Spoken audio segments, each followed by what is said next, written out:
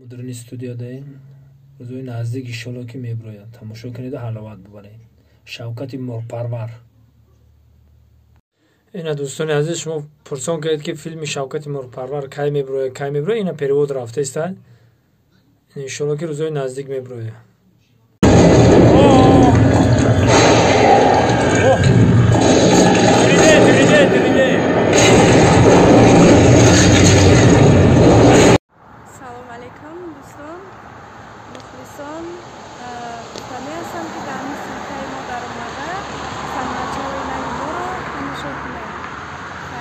دوام دارد گفتی استاد لحظه گورو.